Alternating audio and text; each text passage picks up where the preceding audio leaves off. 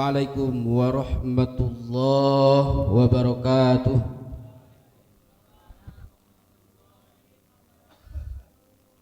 Pak Buleting berkat ini.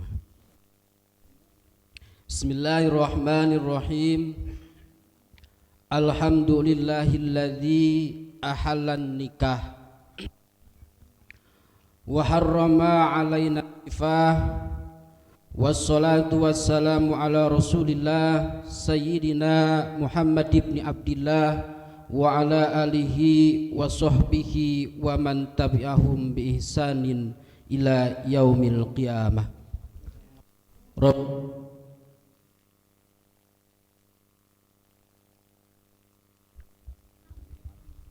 Cek, mengganggu suasana aja nih.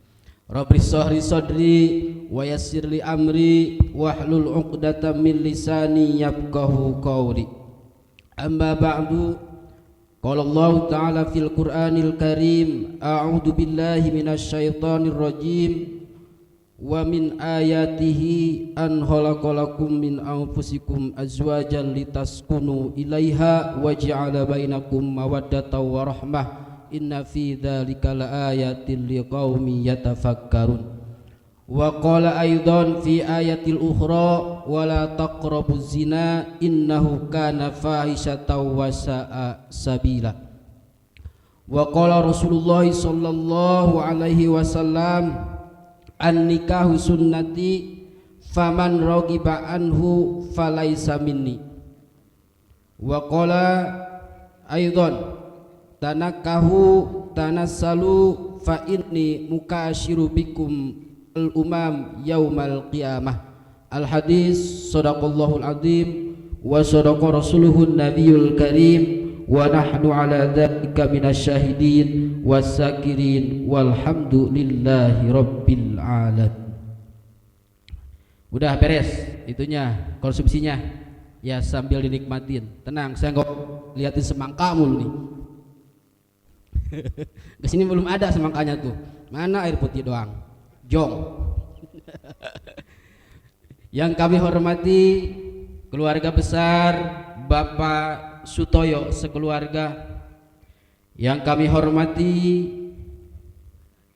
Sohibul Wilayah ke-RW-an 08 Bapak Umar, yang mana Bapak Umar ini adalah darnya adalah ISIS, Pak. Ikatan suami istri satu.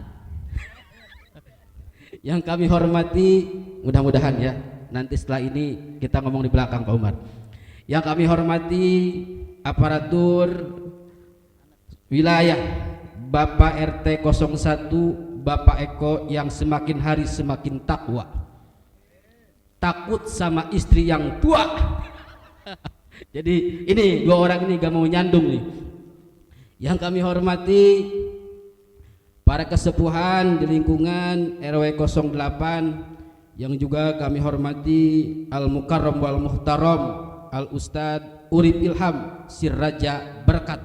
Kita doakan mudah-mudahan semua yang ada di sini, wabil khusus yang ada di lingkungan RW 08, senantiasa diberikan kesehatan oleh Allah Subhanahu wa taala, senantiasa diberkahkan ilmunya, senantiasa diangkat derajatnya, serta kita semua nanti meninggal dalam keadaan husnul khotimah. Amin ya Allah ya rabbal alamin. Baik para hadirin jamaah tamu undangan yang sama-sama dirahmati Allah Subhanahu wa taala. Ini pernikahan yang insya Allah akan dilaksanakan akadnya, yaitu hari Sabtu ini, yang bernama Neng Nurul Fadilah. Neng Nurulnya ada Pak Toyo? Ada ya? Dengar berarti ya? Dengar berarti ya? Ya. Baik, ini sekadar oleh-oleh sambil mencicipi makanan yang sudah disediakan dan sebatang rokok plus kopinya. Ya. Baik, hadirin jamaah rahimakumullah. Allah Subhanahu wa taala mengutus kepada setiap nabi dan kepada setiap rasul dengan berbagai syariat yang mana syariatnya ini berbeda-beda. Aduh, aing babelit di bayu. Sok. Saya nggak fokus nih lihat kitab. Yang mana Allah Subhanahu wa taala mengutus Rasul untuk menyampaikan syariat kepada umatnya. Syariat ini tentunya berbeda-beda dari zaman Nabi yang lain masuk ke Nabi yang selanjutnya, itu syariatnya beda-beda. Termasuk dalam hal ini syariat tentang pernikahan.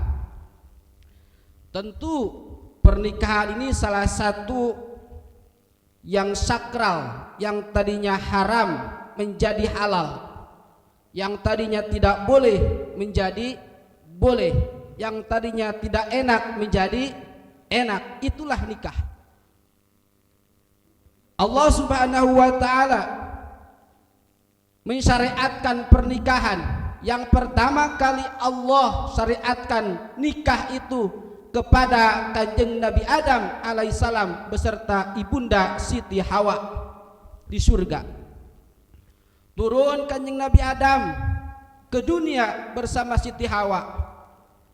Lahirlah anak Qabil dan Iklimah, kembar secara berbarengan. Qabil laki-laki, Iklimah perempuan. Di dunia baru ada, sedangkan tujuan pernikahan adalah untuk memperbanyak keturunan. Syariat Kanjeng Nabi Adam saat itu, hadirin, pernikahan di zaman Kanjeng Nabi Adam, syariat yang diperintahkan oleh Allah kepada Kanjeng Nabi Adam untuk pernikahan adalah boleh menikah adik dengan kakak, kakak dengan adik. Pernikahan satu darah ini terjadi syariatnya di zaman Kanjeng Nabi Adam alaihissalam. Yang tidak boleh itu adalah pernikahan yang bareng keluarnya, kembarannya, itu tidak boleh, haram. Tapi anak yang lahir terus nanti punya adik itu boleh menikah dengan kakak. Perkawinan silang atau pernikahan satu darah ini boleh di zaman Kanjeng Nabi Adam alaihissalam. Tapi kalau di umat Kanjeng Nabi ini jelas haram. Nah, kenapa waktu itu Kanjeng Nabi Adam disyariatkan oleh Allah nikah seperti itu? Karena manusia pada saat itu belum ada, Pak. Belum ada Pak RW, belum ada Pak RT. Karena hanya orang-orang itu. Akhirnya Allah mewajibkan kepada Kanjeng Nabi Adam, wahai Adam, nikahkan Qabil dan Labuda, Iklimah dan Habil. Inilah terjadi perkawinan satu darah terus sampai syariat Kanjeng Nabi Adam selesai. Satu. Yang kedua, syariat pernikahan yang berbeda, yaitu di zaman Kanjeng Nabi Musa alaihissalam. Bagaimana syariat pernikahan di zaman Kanjeng Nabi Musa? Di zaman Kanjeng Nabi Musa itu syariat nikahnya itu boleh menikah sekuatnya dan semampunya. Takbir. Pak RW kalau punya duit boleh menikah satu blok semua dinikah, boleh, nggak apa-apa. Tuh. Kalau punya duit, kalau nggak punya duit mah lah cukup satu. Lah, Pak RW. Itu syariat di Kanjeng Nabi Musa, Pak. Nikah itu boleh sekuatnya, punya istri 100, 200, 300, yang penting kuat duit, kuat fisik, kuat lain sebagainya. Itu syariat di Kanjeng Nabi Musa. Lah, kenapa Allah Subhanahu wa taala membolehkan nikah syariat kepada Kanjeng Nabi Musa biar semuanya dibolehkan? Ternyata punya usut, Pak. Itu di zaman Kanjeng Nabi Musa dulu, sebelum Nabi Musa lahir, itu ada undang-undang yang dibikin oleh Raja Fir'aun laknatullah, bahwa barang siapa yang punya anak bayi laki-laki wajib dibunuh. Sehingga pada saat itu populasi laki-laki itu lebih rendah ketimbang perempuan. Nah, ini Fir'aun membuat undang-undang dikarenakan pada saat itu dalam tafsir dikatakan nanti bakal ada sosok seorang laki-laki yang akan membinasakan kerajaan Fir'aun dan akan membunuh Fir'aun. Akhirnya pada saat itu Fir'aun membuat undang-undang barang siapa yang punya anak laki-laki wajib dibunuh. Masya Allah. Emang Fir'aun seperti apa sih sampai segitunya? Nih Pak, bayangan Fir'aun dalam tafsir itu dikatakan Fir'aun itu umurnya 420 tahun, Wakila 450 tahun, tinggi badannya itu 8 meter, lebar badannya itu 4 meter. Kebayang nggak? Tinggi 8 meter, lebar 4 meter. Itu ATM-nya berapa meter, Pak Umar? Alat tusuk manual berapa meter? Kebayang, jangan bayangkan seperti itu. Itu Fir'aun sekali makan, Pak, itu nggak cukup sapi satu ekor, belum kenyang. Baru 5 ekor baru dia kenyang. Ya Allah, lebih karim. Ini Fir'aun diberikan kekuatan oleh Allah dil autad sebagai istidraj. Ketika dia punya kekuatan dengan tubuh yang besar, berbagai kekuatan dia bisa, dia mengaku Tuhan. Ketika dia mengaku Tuhan, ada instruksi bakal datang sosok seorang laki-laki yang akan menghancurkan, membinasakan kerajaan Fir'aun. Maka saat itu Fir'aun membuat undang-undang setiap ibu yang hamil ketika melahirkan laki-laki wajib untuk dibunuh. Ya Allah, ya Rabbi ya Karim. Fir'aun ini mempunyai istri namanya Siti Asyah. Kan wanita itu ada Siti Asyah, Siti Maryam. Siti Maryam ini ibunda daripada Kanjeng Nabi Isa. Siti Asyah wanita suci yang tidak pernah tersentuh selamanya. Siti Asyah, sehingga Siti Asyah dinobatkan sebagai wanita yang masuk surga tanpa hisab. Wanita yang tidak pernah disentuh laki-laki selama hidupnya. Tapi ini Siti Asyah istrinya Fir'aun, Pak. Masuk akal nggak? Oleh Allah dijanjikan Siti Asyah adalah seorang wanita, sosok wanita yang masuk surga tanpa disentuh ketika di dunia oleh laki-laki. Sedangkan ini istri Fir'aun. Nah, lalu bagaimana ketika Fir'aun mempersunting istrinya ketika mau menjima istrinya? Dalam satu riwayat dikatakan ketika Fir'aun mau melakukan jima dengan Siti Asyah istri sahnya, saat itu juga ketika ATM-nya Pak Umar, alat tusuk manualnya panjang, itu oleh malaikat, itu dipukul oleh malaikat, jeprot, langsung mati, langsung kayak terong, wek gitu. Kebayang nggak? Itu pas nafsunya gede, begitu lihat Siti Asyah sudah bukaan, ternyata oleh malaikat ditepuk, kepunyaan Fir'aun langsung menjadi mati kemaluannya. Ya Allah, Rabbi Karim. Ini sucinya Siti Asyah. Bahkan dalam satu riwayat dikatakan ketika Fir'aun mau melakukan jima bersama Siti Asyah, iblis laknatullah selalu menyerupai Siti Asyah untuk melakukan jima. Berarti kalau Fir'aun jima, berarti dia dengan iblis yang diserupakan dengan Siti Asyah. Dalam satu riwayat seperti itu. Ya Allah.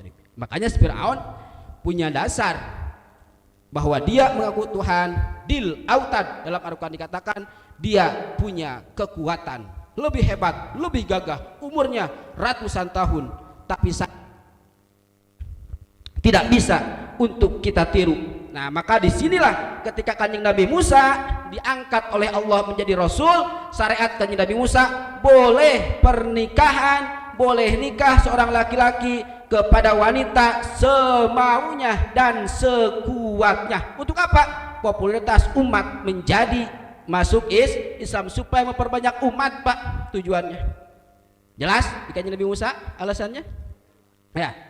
Syariat yang keempat dalam hal pernikahan itu terjadi di Kanjeng Nabi Isa alaihi salam. Syariat Kanjeng Nabi Isa itu tidak boleh nikah kepada dua wanita. Wih, cocok nih ibu-ibu nih. Artinya di Kanjeng Nabi, syariat Kanjeng Nabi Isa, tidak boleh seorang laki-laki menikah dengan 2 istri. Artinya tidak boleh poligami. Haram untuk poligami, haram untuk nyandung di Kanjeng Nabi Isa. Oh, hidup ibu-ibu ini. Itu. Jadi kalau sudah punya istri 1, ya sudah 1. Nggak boleh 2, nggak boleh 3. Ini kenapa alasannya? 1, karena Kanjeng Nabi Isa selama hidupnya dia tidak pernah nikah. Tuh. Lahirnya pun Kanjeng Nabi Isa dengan kesucian Siti Maryam. Dalam Al-Quran disebutkan Siti Maryam wanita suci. Bahkan Siti Maryam mengandung Kanjeng Nabi Isa tanpa melalui jima, langsung oleh Allah Subhanahu wa taala diciptakan Kanjeng Nabi Isa melalui perut daripada ibunda Siti Maryam. Ya Allah, ya Rabbi ya Karim, datanglah fitnah Siti Maryam jina, datanglah fitnah Kanjeng Nabi Isa itu anak tidak ada bapaknya. Seperti itu. Akhirnya terjadilah ini salib. Ini bakal ada cikal bakal agama Kristen. Panjang ini ceritanya. Udah. Jadi syariat Kanjeng Nabi Isa tidak boleh menikah lebih daripada satu wanita. Nah, ini hebat. Lain lagi Pak, dengan syariat baginda Rasul sallallahu alaihi wasallam, syariat yang Allah berikan kepada baginda Nabi Muhammad sallallahu alaihi wasallam itu bukan perkawinan silang, bukan pernikahan semaunya, bukan pernikahan hanya dengan 1 istri, tapi Al-Qur'anul Karim mengatakan fankihu ma tobalakum minan nisa masna 2 wasulasa 3 waruba'a 4. Syariat Kanjeng Nabi Muhammad, 1 laki-laki boleh menikah dengan 4 istri. Itu Pak Umar. 4 Pak Umar. Al-Qur'an mengatakan 4. Wah, nggak ada kewani juga, takbir. Fa in hibtum alla ta'dilu fawahidatan. Ketika kita tidak bisa adil, lanjutan ayatnya, maka 1 lah ya, asal adil. 2, 3, 4 tapi tidak bisa adil, mendingan 1. Emang kita mah nggak ada kawani, nggak ada nyali, tetap jadi istis, ikatan suami istri 1. Ya Allah ya Rabbi ya Karim. Nah, jadi syariat Kanjeng Nabi Muhammad itu boleh menikah 1, 2, 3, 4. Lebih dari 4 itu haram hukumnya mempunyai istri lebih dari 4. Nah, paham ya? Ya udah paham ya sudah. Ya sudah. Lalu ada pertanyaan. Dengan tadi sejarah yang kita beberkan di syariat, terutama di syariat baginda Rasul yang boleh menikah dengan 4 istri. Tapi kenapa Kanjeng Nabi Muhammad, Kanjeng Nabi kita mempunyai istri 11? Nah itu kan pertanyaannya, ya kan? Kanjeng Nabi itu Pak punya istri 11. 2 sebelum Kanjeng Nabi diangkat menjadi Rasul itu kepada Siti Khadijah. 9 itu ketika Nabi masih hidup sudah diangkat menjadi Rasul. Pertanyaannya, kenapa Nabi boleh menikah dengan 9 istri sedangkan umatnya hanya dibatasi dengan 4 wanita? Ini kan pertanyaan yang memang sulit untuk dijawab. Nah, maka dari sini kita bongkar alasannya. Kenapa Nabi membolehkan nikah dengan 4 istri sedangkan Nabi sendiri menikah dengan 11 wanita? Ternyata Pak, dalam Islam itu ada yang disebut dengan if'alun Nabi, pekerjaan Kanjeng Nabi. Ini ilmu nih Pak, pahami. Nanti kalau ada pertanyaan, kenapa Al-Quran menyuruh 4 nikah istri tapi Nabi sendiri punya istri 11? Bapak jawabannya kan puyeng. Nah, dalam Islam itu ada disebut if'alun Nabi, pekerjaan Nabi.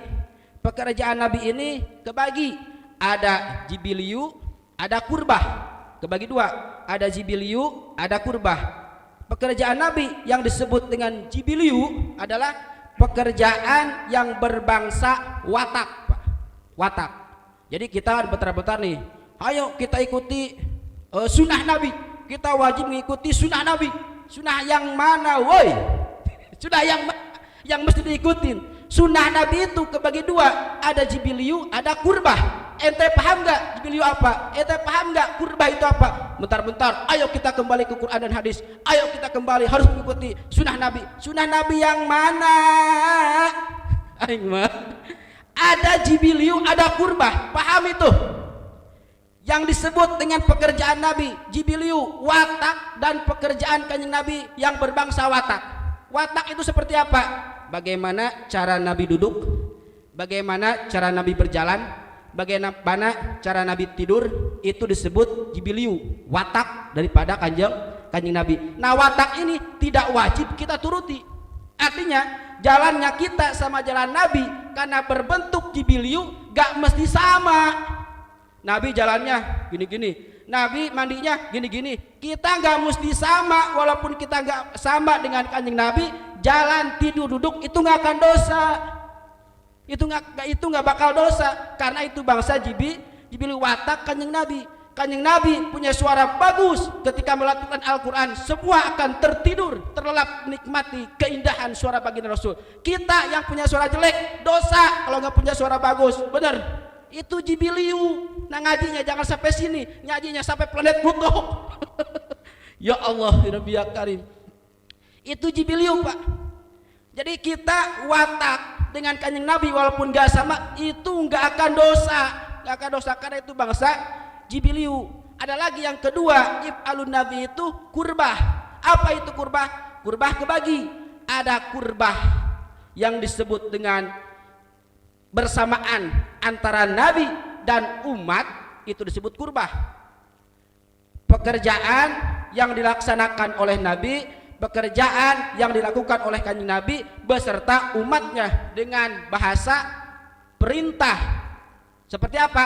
Nabi sholat 5 waktu, umatnya wajib mengikuti sholat 5 waktu. Nabi mengerjakan puasa Ramadan, umatnya wajib mengikuti puasa Ramadan. Kanjeng Nabi memerintahkan haji, kanjeng Nabi berangkat haji, umatnya pun diperintahkan untuk haji, zakat dan lain sebagainya. Itu disebut kurbah, pekerjaan Nabi yang dibarengi oleh umatnya. Ketika umatnya meninggalkan perintah Nabi, ketika umatnya meninggalkan pekerjaan yang sudah dikerjakan oleh Nabi, maka umat ini mendapatkan dosa, disebut kurbah satu. Paham ya? Ini seperti pekerjaan kita, sholat, puasa, zakat dan lain sebagainya, itu disebut dengan kurbah Nabi. Nah, yang kedua, ada yang disebut kurbah itu ibadah khususiyah bagi Nabi. Ibadah khususiyah bagi Nabi, umatnya jangan melakukan apa yang dikerjakan oleh kanjeng Nabi. Ibadah apa ini?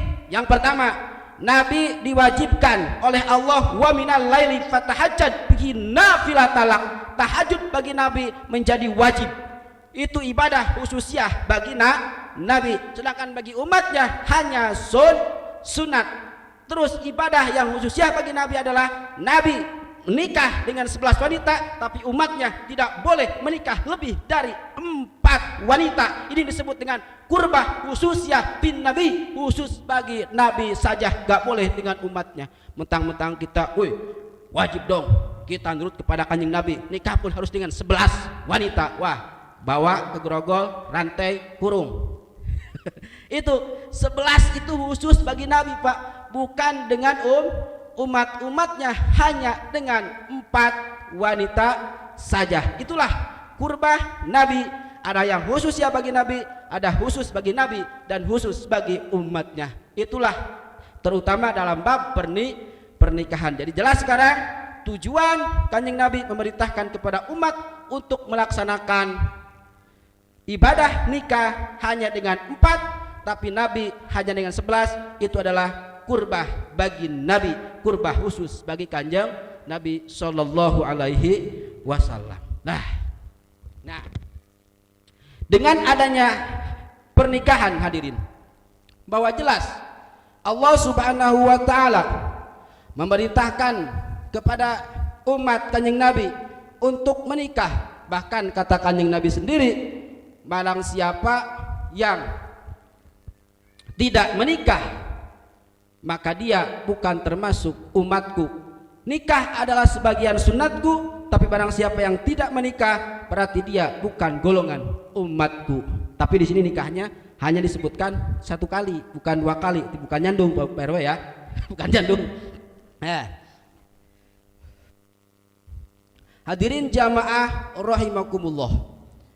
Keluarga Bapak Toyo insya Allah besok akan mengadakan akad nikah. Artinya Ananda Nurul Fadilah dan Fispan akan mengerjakan satu akad dengan satu janji di atas meja di depan penghulu untuk mengikrarkan satu kata cinta. Ini menjadi sakral. Pernikahan ini bakal menjadi sampai ke akhirat ketika pernikahannya sesuai dengan syariat. Karena apa? Yang tadinya tidak halal menjadi halal, yang tadinya haram menjadi halal. Ketika hubungan suami istri tidak diikat dengan pernikahan menjadi zina, tapi sudah diikat dengan pernikahan menjadi ibadah. Nah, makanya ketika ada akad nikah, ini yang perlu diketahui dan perlu hati-hati. Seorang saksi nikah itu harus benar-benar paham, harus benar-benar dia tahu tentang ilmu pernikahan. Kenapa? Menghalalkan yang tadinya haram. Ini bahaya. Mentang-mentang kita dibayar 500.000, Pak RT, Pak Eko mau nggak jadi saksi? Saya bayar 500.000. Oke, gampang. Tiban, tinggal bilang sah-sah saja, gampang. Bukan masalah sah atau tidaknya, tapi pertanggungjawaban di akhirat. Takutnya ketika ijab kabul, ini suami, ini calon mempelai ini tidak sah ketika ijab kabul, terus disahkan oleh wali, oleh saksi, tapi di hadapan Allah dia tidak sah, selamanya dia zina sampai akhirat. Siapa saksinya? Tuh Pak RT Eko saksinya. Berapa dibayar? 500.000. Kebrot masuk ke neraka. Berat menjadi saksi. Makanya yang jadi saksi itu benar-benar orang yang memang tahu tentang bagaimana hukum nikah. Jangan asal tunjuk, Pak. Jangan asal tunjuk. Ilmu nggak ada, paham kagak, duit mah pengen, jadi saksi sah. Ini saya meluruskan. Makanya hati-hati, carilah saksi yang benar-benar alim, bukan jahil. Bukan duit yang dicari, tapi pertanggungjawaban di hadapan Allah. Kenapa? Ini menghalalkan yang tadinya haram menjadi halal. Ini diikat oleh tali pernikahan, yang menjadi kunci adalah saksi. Saksi. Kan saksi itu kan kebagi dalam fikih, kan lain-lain lah. Nah, ketika kita punya anak, Pak, segeralah kita untuk menikahkan anak tersebut. Karena apa? Ngerinya zaman globalisasi, ngerinya zaman modernisasi. Banyak sekali media-media yang memancing anak untuk melakukan perzinahan. Naudzubillah min dzalik. Facebook, TikTok, YouTube, lain-lain sebagainya. Itu bahaya bagi kita. Generasi-generasi kita akan tercoreng dengan media-media sosial kalau akhlak dan adabnya tidak kita kontrol. Makanya dalam satu hadis Nabi memperingatkan kepada umatnya. Kata Kanjeng Nabi, "Man kana lahu waladun wa indahu ma yujawijuhu bihi wa lam yuwajjijuhu wa zana fa inal isma bainahuma." Barang siapa yang punya anak perawan, barang siapa yang punya anak gadis, barang siapa yang punya anak cewek, tapi dia sudah mampu untuk menikah, sudah siap untuk dinikahkan, tapi orang tuanya, bapaknya tidak mau menikahkan, terus si anak terjerumus ke dalam zina, maka fazwazana fa inal isma bainahuma, jinahnya itu sama dengan jinah kedua orang tuanya. Nauzubillahi min dzalik. Bapak punya anak cewek perawan, sudah siap untuk menikah, tapi bapak menunggu, menanti ntar aja. Akhirnya si anak jadi bunting duluan. Nauzubillahi min dzalik. Maka dosanya lebih gede dosanya daripada si anak bapaknya ini cuek bebek. Dosanya lebih gede, Pak.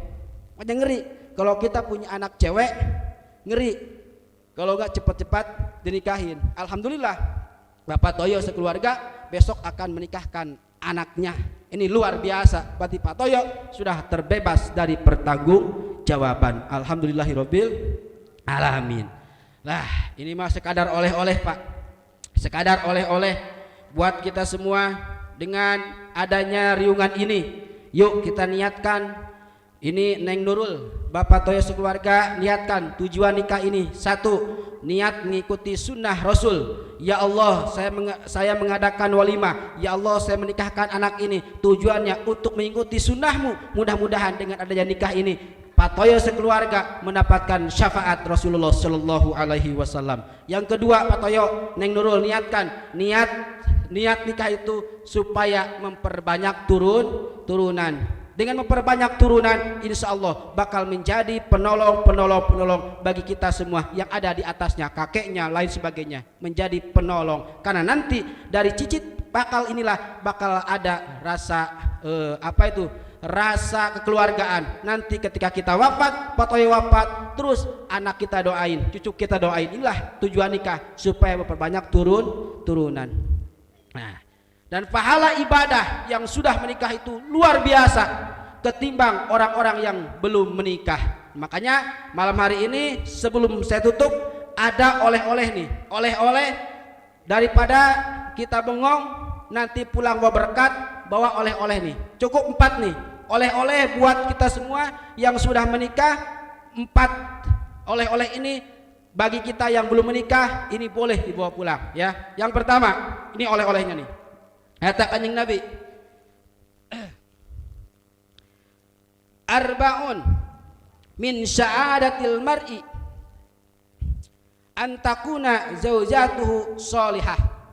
Bapak, ibu, ketika ibu bapak pengen hidupnya itu bahagia, pengen bapak itu hidupnya tenang, pengen bapak itu hidupnya selamat dunia dan akhirat, maka peganglah 4 perkara ini. Yang pertama, antakuna zaujatu sholihat.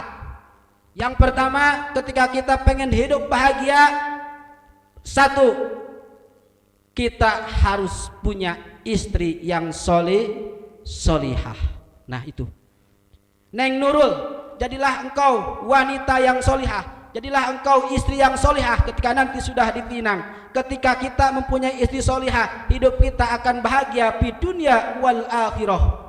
Tapi sebaliknya, ibu pengen jadi istri solihah tapi bapaknya salah, itu gak akan bisa, Pak. Bapak pengen punya istri solihah tapi bapaknya tidak soleh, itu gak akan maju.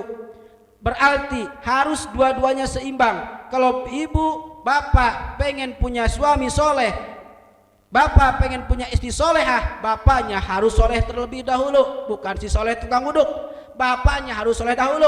Nah ketika rumah tangga bapak soleh, ibu solihah, nanti bakal ada mawadah warohmah dan sakinah. Ya Allah Rabbi Karim, jangan harap pernikahan bisa sakinah mawadah warohmah kalau tidak dipondasi dengan soleh dan solihah. Kalau ibu bapak pengen rumah tangga sakinah mawadah warohmah, suami ibu wajib soleh, istri bapak wajib solihat. Bukan namanya tapi kelakuannya. Lalu bagaimana ciri dan tandanya wanita solehat? Apakah ada ciri-ciri ini di istri-istri kita, Pak? Yang pertama nih kata Kanjeng Nabi, ciri istri solehat itu adalah ida nadortu, di mana-mana kita melihat istri kita itu kita senang, kita bahagia. Itu adalah istri solehat. Kira-kira Pak, ketika nanti kita pulang bawa berkat nih di Pak Toyo, istri kita senang apa enggak? Senang kan? Nah terus istri kita ketika kita pandang jemedut, apa senang? Kalau jemedut berarti belum solehat, Pak. Nah kalau dikasih duit 500.000 senang kan? Nah itu solehat. Berarti kalau mau istri bapak jadi solehat, kasih duit, jangan pelit. Jangan pelit. Aduh ya Allah Rabbi Karim. Inilah hadirin, susah kita menjadikan keluarga kita, walaupun kita rumah tangga 10 tahun, 20 tahun, 30 tahun, ada aja permasalahannya. Karena apa? Dilandasinya, dipondasinya. Dulu kita jarang sholat, kita jarang baca Quran, begitupun istri kita jarang ngaji, jarang apa-apa. Jangan harap keluarga bisa sakinah mawadah warohmah kalau landasannya dari awalnya kita tidak soleh dan solehat. Itu. Jadi nanti Neng Nurul usahakanlah supaya bisa menjadi istri yang solehat. Karena tidak ada adunya umataun, dunia itu hanya sebatas perhiasan. Wa khairu mataiha almar'atu solihah, sebaik-baik perhiasan adalah wanita solihat. Ya Allah ya Karim, ini sebagai bukti tanda Bapak Toyo menikahkan Neng Nurul supaya menjadi wanita yang solihat. Makanya nih dirias nih di tenda, terus kan kita diundang, terus lain sebagainya. Ini sebagai bukti bahwa kecintaan Pak Toyo kepada anaknya supaya bahagia. Nah, kebahagiaan ini selama hidup rumah tangga itu mesti bahagia selamanya, sampai tenda ini nanti bisa masuk surga. Baik kok. Bisa masuk surga. Dengan ini kan setidaknya ini kan surga kecil lah, bahagia dipasangi tenda, lampu dan sebagainya. Walaupun di sini panas nggak ada kipas gitu ya Pak Toyo ya. Tetap aja kayak surga Pak Toyo. Ini sebagai bukti, sebagai ciri bahwa kita itu mesti selamanya seperti ini. Jadi selalu bahagia rumah tangga. Tapi kebahagiaan rumah tangga kalau tidak didasari dengan istri yang solehat, jangan harap rumah tangga akan awet. Yang ada adalah bubar. Naudzubillah min dalik. Dah satu. Yang kedua, kita main estafet. Ketika kita pengen hidup di dunia bahagia, kata Kanjeng Nabi, wa auladuhu abroron, kita punya anak soleh. Itu kuncinya.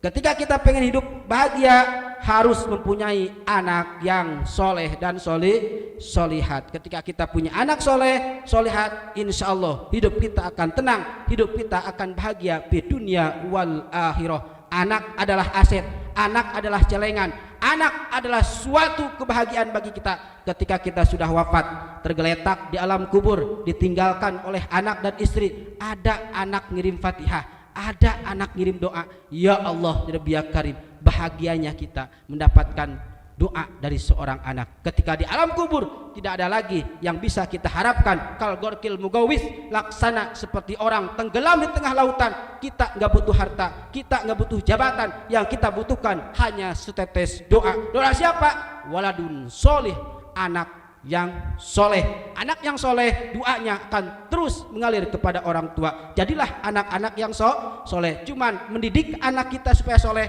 ini yang susah. Utamakan dari sekarang, kita perbaiki anak kita mulai dari akhlak dan sikapnya.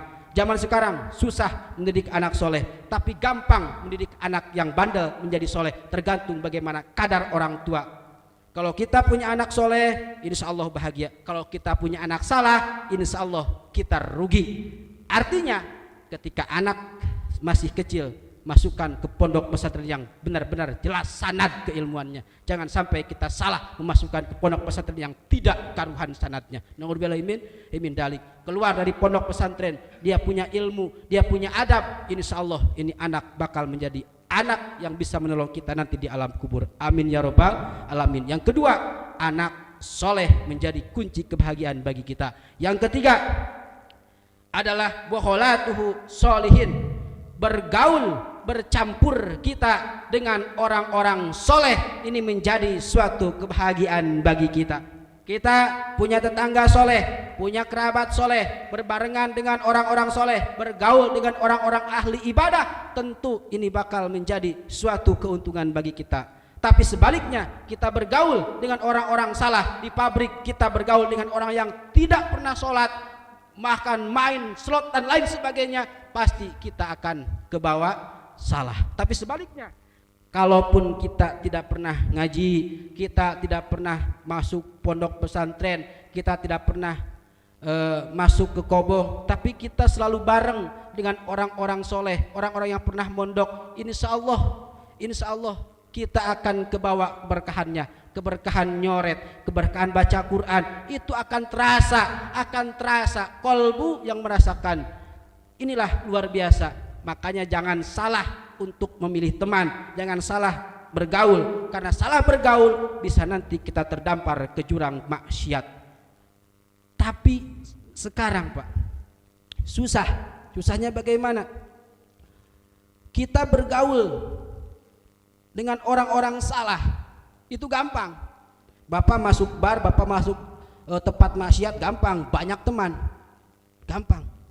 Tapi kalau lingkungan kita Pak, misalkan di gang ini ada 40 kakak, yang 39 itu semuanya ahli ngaji, yang satu orang ngedul, pasti yang satu orang ini pasti akan ngikutin, tergantung bagaimana pergaulan di wilayah sekitar. Tapi sebaliknya, 39 di gang ini gak pernah ke musola, gak pernah ngaji, ada Pak Eko yang rajin ngaji, rajin sholat, lama-lama minder, gak ada teman. Bagaimana konsep di wilayah masing-masing. Nah, ketika ini sudah terjadi, maka konsep inilah yang kita pakai adalah konsep sabar fil ma'asyi, sabar menghadapi maksiat. Sabar menghadapi maksiat susah, tapi bisa dipraktekkan asal kita kuat. Contohnya, ambil contoh, ketika kita bergaul di satu wilayah, di satu lingkungan, orang itu ahli maksiat tanpa ibadah, sedangkan kita seperti sudah istiqomah ibadah. Yang penting sabar. Lil ibarat ikan asin di lautan itu, ketika kita ambil air ikan asin itu nggak akan asin Pak, betul kan? Bapak pergi ke laut beli ikan asin yang langsung ngambil nelayan dari laut. Ikan asin dari laut walaupun airnya asin, tapi ikannya nggak ikut asin.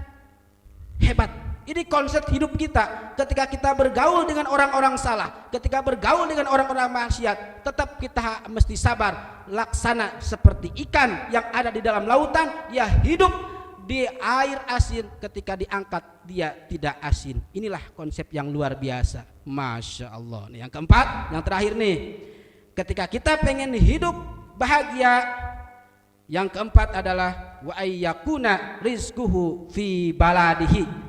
Pekerjaan kita, tempat kasab kita harus berada di wilayah sekitar, artinya tidak keluar negara. Bapak punya anak, istri, rumah di Mustika, pekerjaan di Jatake, di Baraja, setiap hari pulang ketemu anak istri, walaupun tidak bawa duit, senang, nah luar biasa. Sebaliknya, bapak, ibu punya rumah di Mustika, suami bapak pergi ke luar negeri, suami bapak keluar kota, pulangnya 2 bulan sekali, walaupun duit banyak, rasa bahagia itu tidak ada.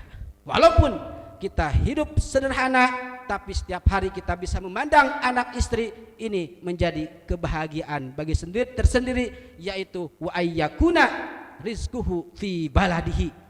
Tempat kasab kita berada di wilayah masing-masing, artinya di wilayah kita sendiri, tidak keluar daerah. Ini luar biasa. Jadi 4 perkara ketika kita pengen hidup bahagia. Yang pertama tadi, mempunyai istri soleha, yang kedua mempunyai anak yang soleh, yang ketiga bergaul dengan orang-orang soleh, yang keempat rizki pekerjaan kita berada di tempat sendiri. 4 konsep ini kita terapkan, insya Allah di dunia wal akhirah kita akan merasakan kesenangan. Amin ya Allah ya Rabbal alamin. Mudah-mudahan kita semua termasuk golongan-golongan yang berbahagia. Tentunya ini menjadi kebahagiaan tersendiri bagi Bapak Toyo sekeluarga yang insya Allah akan menikahkan anaknya Nurul Fadilah nanti di hari Sabtu. Kita doakan mudah-mudahan pernikahannya nanti tidak ada halangan, dan mudah-mudahan pernikahannya nanti diberkati dan dirahmati oleh Allah Subhanahu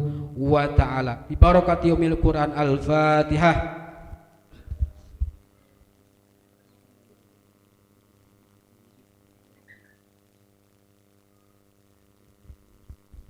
Walaupun amin. Para hadirin jamaah rahimakumullah, mungkin itu saja yang bisa saya sampaikan. Mohon maaf atas segala kekurangan dan kehilapan, salahnya dari kebodohan saya pribadi, benarnya itu semata-mata dari Allah Subhanahu wa ta'ala. Kepada Bapak Toyo kami mengucapkan ribuan terima kasih atas undangannya. Insya Allah kita semua turut berbahagia atas pernikahan Ananda Nurul Fadilah ini. Allahumma sholli ala sayyidina Muhammadin fil awwalin wal akhirin wa barik wa sallim wa tabaraka wa ta'ala an kulli sahabati Rasulillahi azmain. Allahumma kama an'amta bi qabulin hitbatina wa tasdiki aqwalina wa tasiri asharina nas'aluka bi jahi sayyidina Muhammadin sallallahu alaihi wasallam an taqbala imlakana wa tuballigh murana wa tusabbit aqdamana wa tansuru ala a'daina wa tatru uyubana wa taghfiru dunubana wa tazma ikhwanina hayasu da'unaka. Allahumma ya fatihal barakah, Allahumma ya qadiyal hasad, Allahumma ya mujibah da'awat bi rahmatika ya arhamar rahimin. Sholli wa sallim ala jami'il anbiya wal mursalin walhamdulillahi rabbil alamin. Taqabbal ya karim. Akhirul kalam. Wassalamualaikum warahmatullahi wabarakatuh.